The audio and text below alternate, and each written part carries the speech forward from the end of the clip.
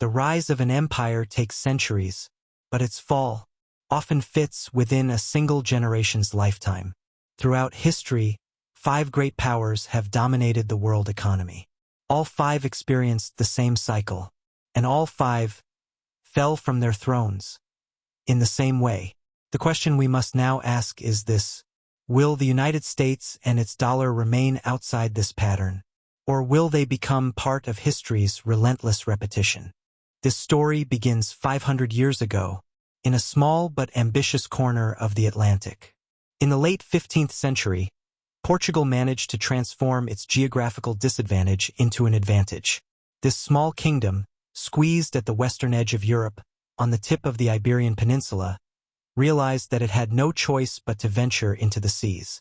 Prince Henry, long before historians would give him the epithet the Navigator, established a navigation school at Sagres and launched systematic expeditions of discovery. Portuguese sailors mapped the West African coastline, conquered Ceuta, and opened the doors of the spice trade to Europe. 3 fundamental factors lay behind Portugal's rise: technological superiority, strategic courage, and commercial intelligence. Their caravels were the most advanced ships of the era. They could sail against the wind, navigate in shallow waters, and cover long distances. Vasco da Gama's crossing of the Indian Ocean to reach Calicut in 1498 forever changed the axis of world trade. Spices, silk, and precious metals had now escaped the monopoly of Venetian and Genoese merchants in the Mediterranean and shifted to Atlantic routes. The Portuguese gold coin, the cruzado, became recognized as the world's first global currency. The port of Lisbon transformed into one of Europe's wealthiest and most cosmopolitan cities.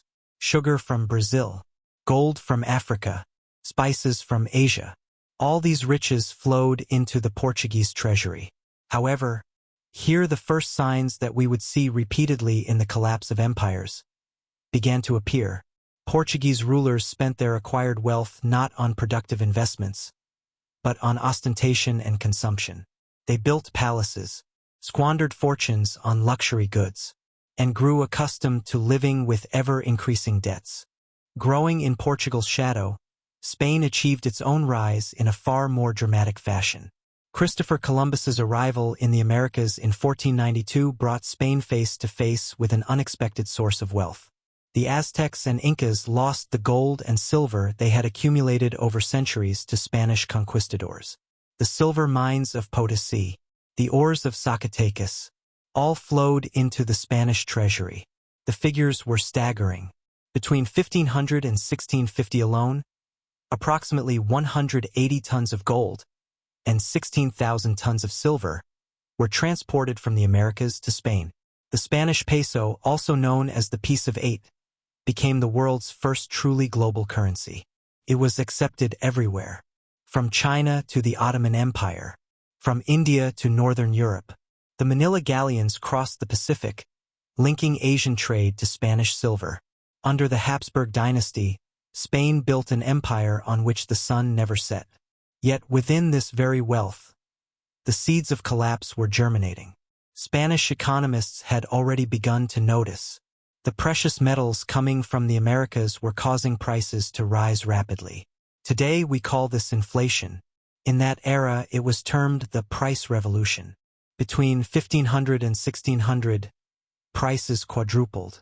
Spanish goods became expensive, exports became difficult, and domestic production lost its appeal. Why bother producing when you can buy everything from abroad with gold coming from the Americas? Spain became the first country in history to experience the economic phenomenon that economists would later call Dutch disease. Ironically, this term took its name from Holland's natural gas wealth in the 20th century. The abundance of natural resources undermined productive sectors. The Spanish textile industry collapsed. Agriculture became inefficient, and the country became increasingly dependent on imports. Growing in Portugal's shadow, Spain achieved its own rise in a far more dramatic fashion. Christopher Columbus's arrival in the Americas in 1492 brought Spain face to face with an unexpected source of wealth. The Aztecs and Incas lost the gold and silver they had accumulated over centuries to Spanish conquistadors. the silver mines of Potosi, the ores of Zacatecas, all flowed into the Spanish treasury. The figures were staggering. Between 1500 and 1650 alone, approximately 180 tons of gold and 16,000 tons of silver were transported from the Americas to Spain. The Spanish peso, also known as the Piece of Eight, became the world's first truly global currency. It was accepted everywhere, from China to the Ottoman Empire, from India to Northern Europe. The Manila galleons crossed the Pacific, linking Asian trade to Spanish silver. Under the Habsburg dynasty, Spain built an empire on which the sun never set. Yet within this very wealth, the seeds of collapse were germinating. Spanish economists had already begun to notice. The precious metals coming from the Americas were causing prices to rise rapidly. Today we call this inflation. In that era, it was termed the price revolution. Between 1500 and 1600, prices quadrupled. Spanish goods became expensive, exports became difficult, and domestic production lost its appeal. Why bother producing when you can buy everything from abroad with gold coming from the Americas? Spain became the first country in history to experience the economic phenomenon that economists would later call Dutch disease. Ironically, this term took its name from Holland's natural gas wealth in the 20th century. The abundance of natural resources undermined productive sectors. The Spanish textile industry collapsed. Agriculture became inefficient, and the country became increasingly dependent on imports. Strategic overextension made the situation even worse. The Habsburgs were fighting in every corner of Europe. In the Netherlands, in Italy, in Germany, against the Ottomans in the Mediterranean, against the English in the Atlantic. The disaster suffered by the Invincible Armada during its expedition to England in 1588 exposed the limits of Spanish naval power. The 80 Years' War removed the Netherlands from Spanish control. The 30 Years' War devastated Europe and exhausted the Spanish treasury. Royal bankruptcies became a tradition. During the reigns of Philip II, Philip III, and Philip IV, state bankruptcy was declared a total of 6 times. Each bankruptcy meant new negotiations with Genoese and German bankers, higher interest rates, and greater concessions.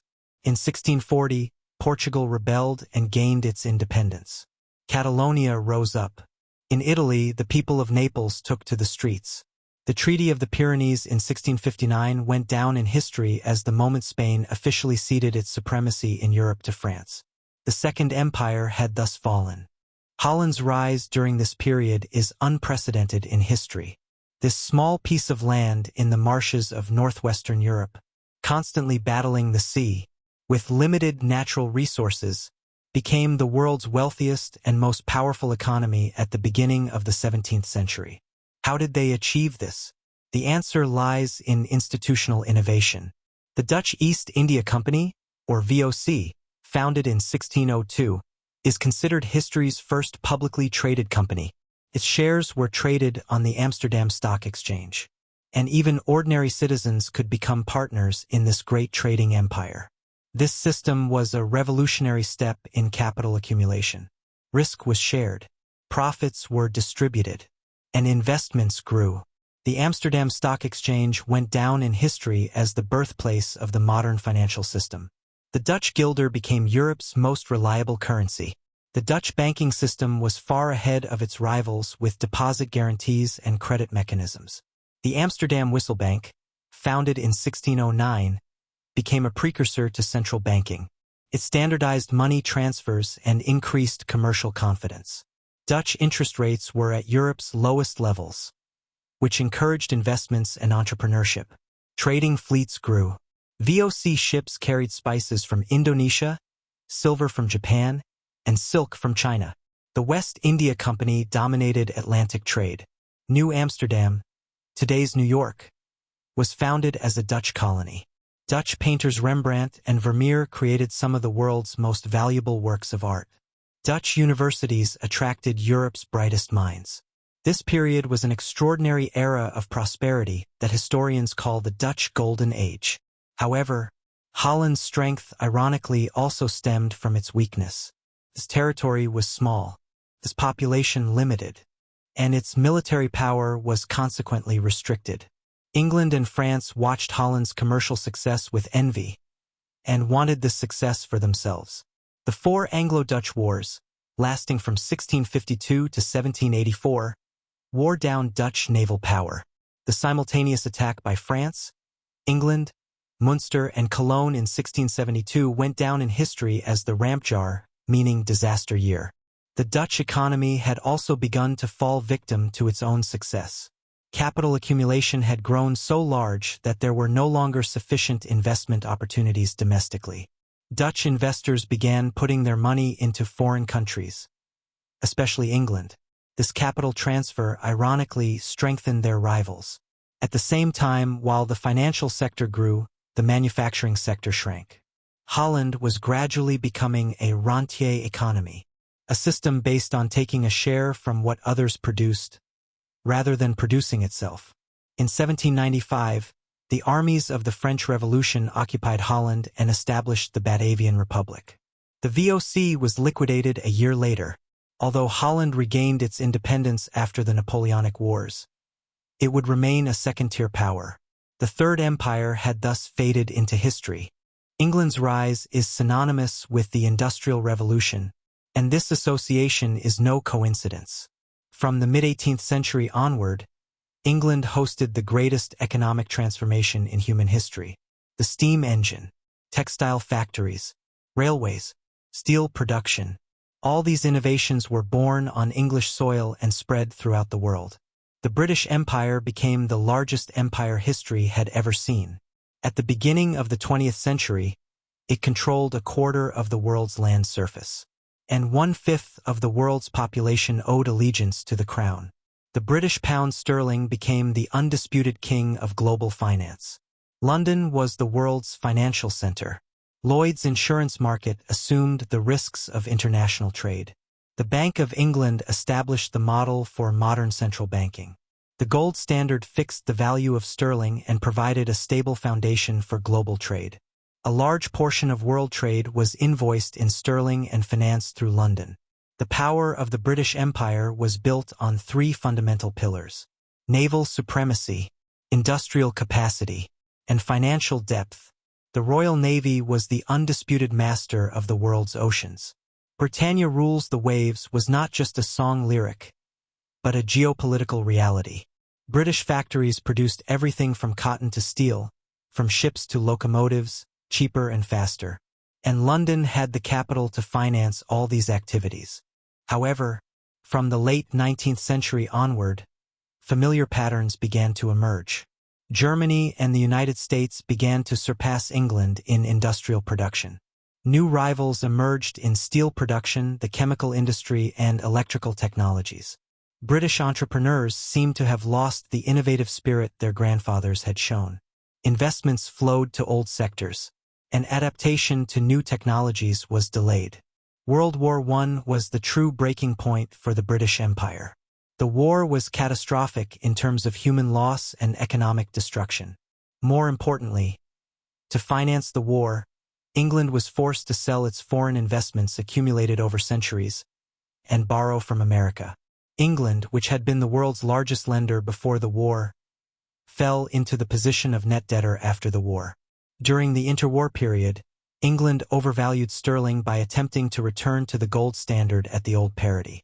This decision, which John Maynard Keynes strongly criticized, undermined British exports and deepened the economic stagnation. When they were forced to abandon the gold standard in 1931, sterling's global reputation had suffered irreparable damage. World War II delivered the final blow. England was on the winning side of the war, but the cost was heavy. At the end of the war, England was under massive debt to America, and the empire had begun to disintegrate. India gained its independence in 1947. Over the next 20 years, colonies in Africa and Asia broke away one by one. The Suez Crisis of 1956 painfully demonstrated that England could no longer pursue an independent great power policy without America's approval. The Fourth Empire had thus come to an end, and so, America took the stage. The United States was already the world's largest economy at the beginning of the 20th century, but it was reluctant to assume global leadership until World War I. Isolationism was the fundamental principle of American foreign policy. However, World War II showed that this stance could no longer be sustained. The Bretton Woods Conference of 1944 shaped the New World Order. The American dollar became the center of the global monetary system. The dollar was pegged to gold, set at $35 per ounce, and other currencies were tied to the dollar. This system granted America a unique privilege, the power to finance the global economy by printing its own currency. In the words of French economist Jacques Rueff, this was the ability to run deficits without tears. Valéry Giscard d'Estaing would later call this the exorbitant privilege. The Marshall Plan rebuilt war-ravaged Europe and simultaneously created new markets for American goods. NATO became the security umbrella of the West, and America was the pillar of this umbrella. American military bases spread to all corners of the world.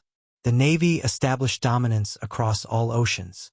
With the collapse of the Soviet Union, the unipolar moment began. American power had reached global dimensions that no empire in history had ever achieved. However, when we examine the economic structure underlying this power, it is possible to find traces of why previous empires collapsed. In 1971, President Nixon suspended the dollar's convertibility to gold. This effectively meant the end of the Bretton Woods system. Since that day, the dollar has continued to exist as a currency based not on any tangible asset, but on America's economic strength and global confidence. Since 1971, American federal debt has been on a continuous upward trend relative to gross domestic product. It was around 30% in the 1980s, climbed to the 50s in the 2000s, and exceeded 100% in the 2020s. Budget deficits have become chronic. Trade deficits have continued almost uninterrupted since the 1970s. America is currently the world's largest debtor. What makes this borrowing possible is the dollar's status as the reserve currency. World central banks hold the majority of their foreign exchange reserves in dollars. A significant portion of international trade is conducted in dollars. Oil and other commodities are traditionally priced in dollars. This situation creates structural demand for the dollar and allows America to sustain deficits that other countries could not bear. But the question is, can this privilege last forever? History tells us this is unlikely. From Portugal to Spain, from Holland to England, every reserve currency eventually yielded its place to the next one. The average lifespan varied roughly between 90 and 100 years. The dollar has been at the center of the global monetary system since 1944. We have already left 80 years behind. At this point, comparing historical patterns with the present day can be illuminating.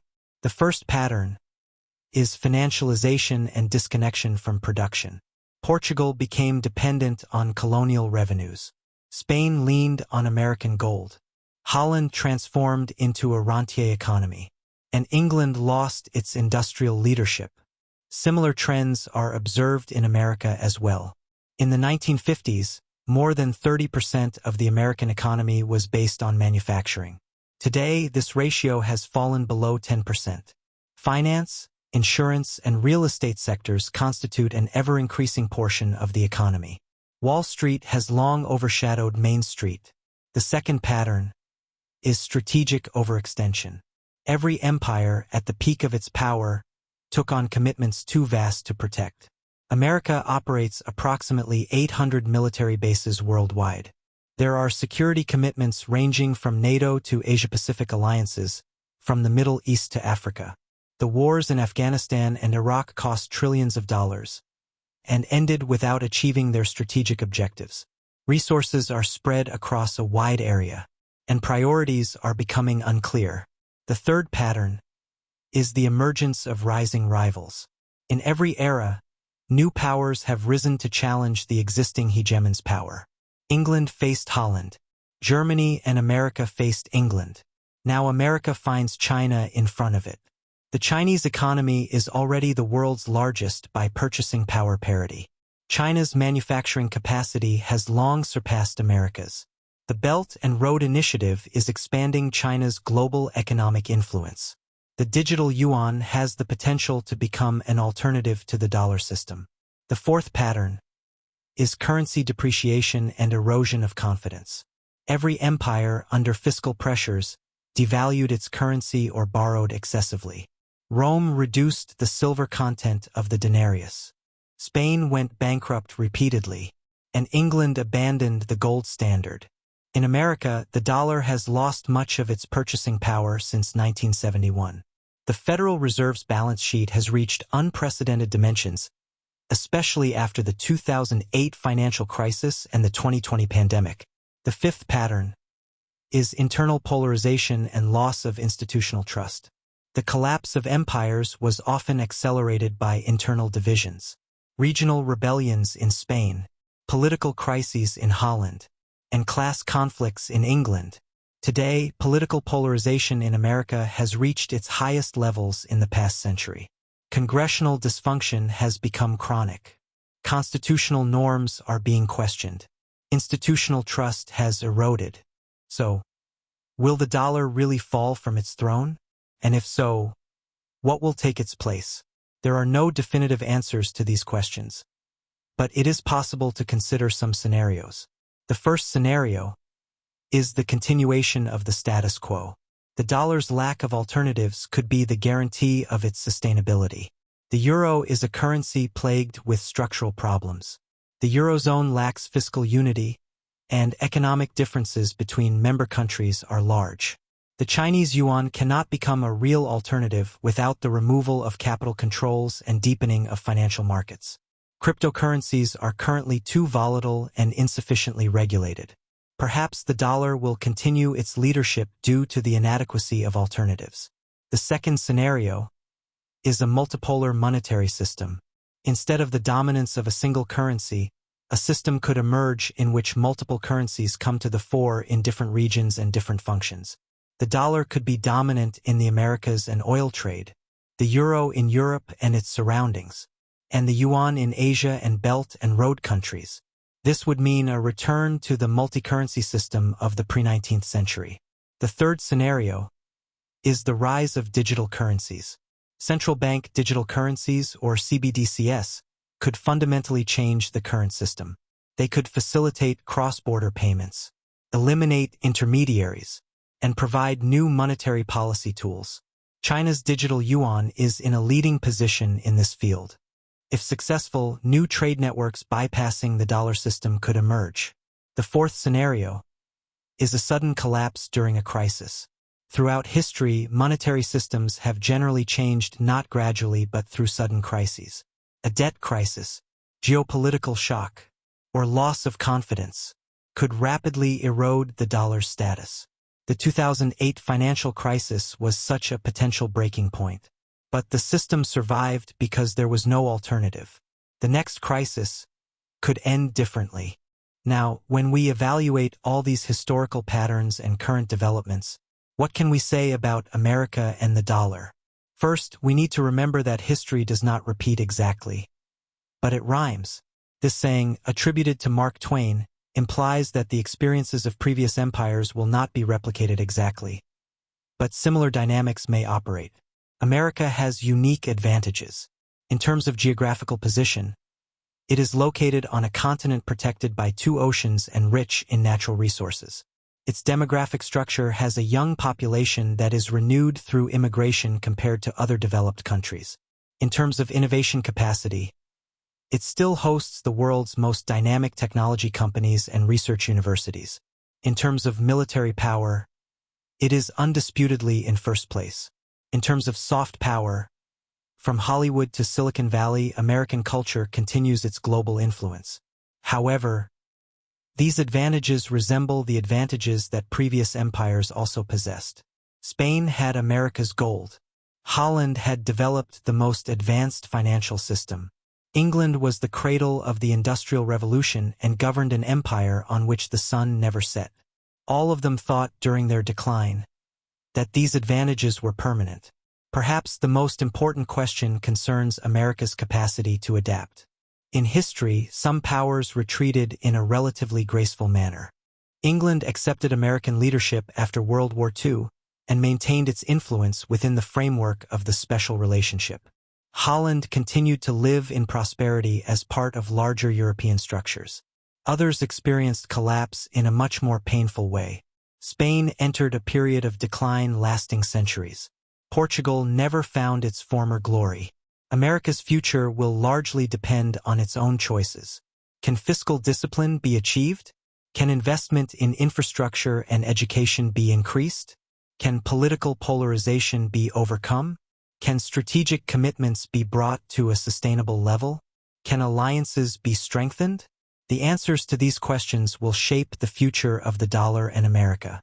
In conclusion, if 500 years of history teaches us one thing, it is that no hegemony is permanent. Portugal, Spain, Holland, England, all were once the center of the world, and all continue to exist today as regional or medium-sized powers. The American dollar and American power are not exempt from this historical pattern. However, history is also not predetermined. The future will not be a mechanical repetition of the past, but a product of today's decisions. The critical period for America and the dollar is probably the next 10 to 20 years. The decisions made, the reforms implemented, and the alliances formed during this period will shape the rest of the 21st century. The dollar will not collapse tomorrow, but 500 years of history teaches us that decline generally begins unnoticed. Even at the peak of power, fundamental cracks begin to form. First at the margins, then at the center. First slowly, then rapidly. And most often, decline is only seen clearly in hindsight. Perhaps the real question is not whether the dollar will fall, but how this inevitable transition will be managed. History offers examples of both graceful decline and chaotic collapse. Which path America will follow will affect not only Americans, but the entire global economy intertwined with the dollar.